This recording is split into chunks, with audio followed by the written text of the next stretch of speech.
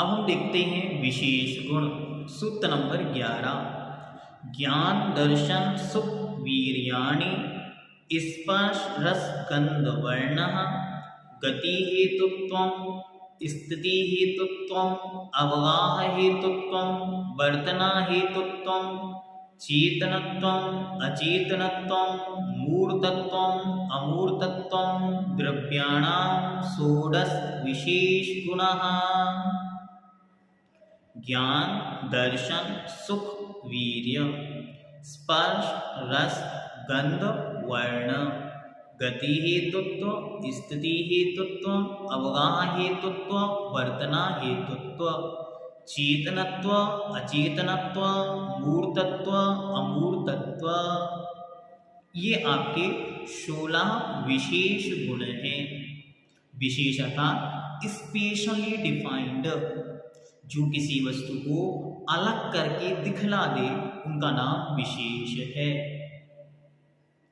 क्या ये विशेष 16 गुण प्रत्येक द्रव्य में पाए जाते हैं? तो आचार्य कहते हैं नहीं। फिर कैसे पाए जाएंगे? सूत्र नंबर 12।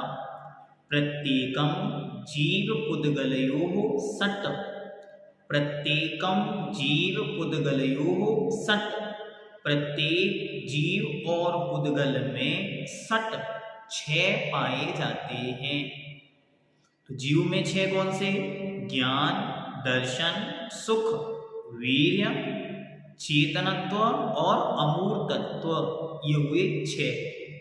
पुद्गल में देखेंगे तो पुद्गल में स्पर्श रस गंध वर्ण अचेतनत्व और मूर्तत्व, तो ये हो गए 6। बाकी अन्य द्रव्यों की व्यवस्था क्या है? तो सूत्र नंबर 13।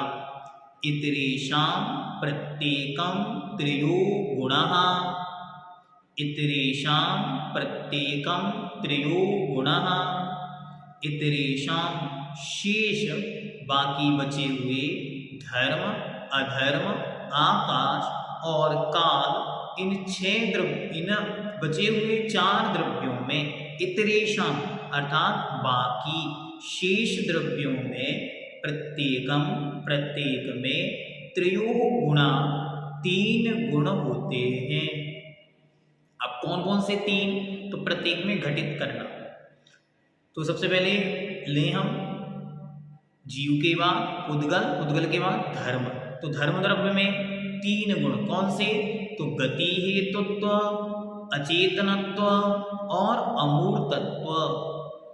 फिर हम आए आकाश अधर्म द्रव्य के पास।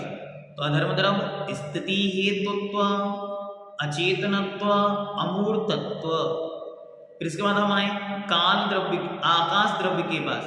आकाश द्रव्य के पास आकाश द्रव्य में अवगाह हेतुत्व अचेतनत्व अमूर्तत्व। और काल द्रव्य के पास तो काल द्रव्य में वर्तना हेतुत्व अचेतनत्व और अमूर्तत्व। इस प्रकार आपके विशेष गुण पूर्ण हुए। अब एक बात यहां पर अटक रही है। क्या अटक रहा है?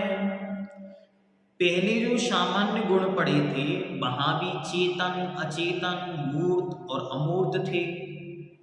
विशेष गुण पढ़े तब इसमें भी चेतन अचेतन मूर्त और अमूर्त दोनों चीजें हैं। ऐसा क्यों? इसका उत्तर आचार्य भगवंत सूत्र नंबर 14 में देते। देखते सूत्र नंबर 14। अंतस्ताश्चत्वारो गुणः स्वजातिपेक्षया सामान्य गुणा विजातिपेक्षया ताएव विशेष गुणः। अंतस्तः अंत में स्थित चत्वारो 4 गुणः गुण, अंत में स्थित 4 गुण।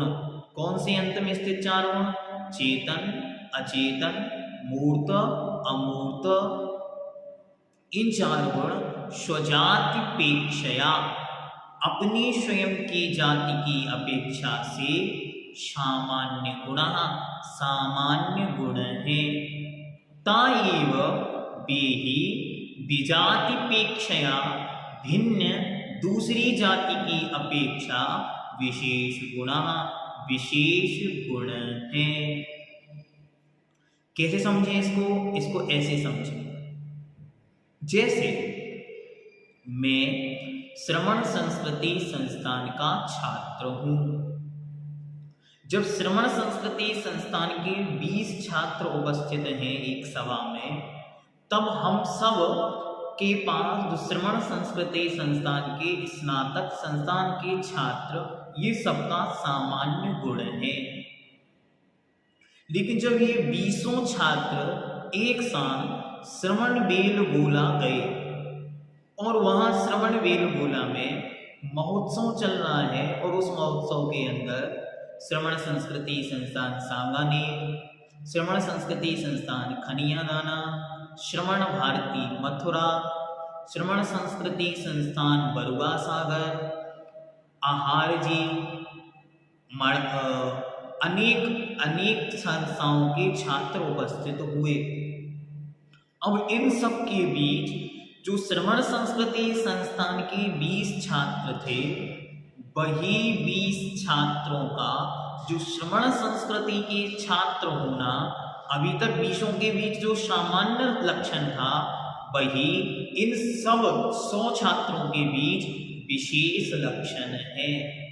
तो वही चेतनत्व, वही अचेतनत्व, वही मूर्तत्व, वही अमूर्तत्व, स्वजातिपेक्षया अर्थात जीव की भी जब चर्चा होती है, तब वही उनका सामान्य लक्षण है। और जब ही उद्गल के सामने जीव की चर्चा होती है, तब वही चेतनत्व उस जीव का विशेष गुण है। इति गुण अधिकारः, इस प्रकार यह गुण अधिकार पूर्ण हुआ।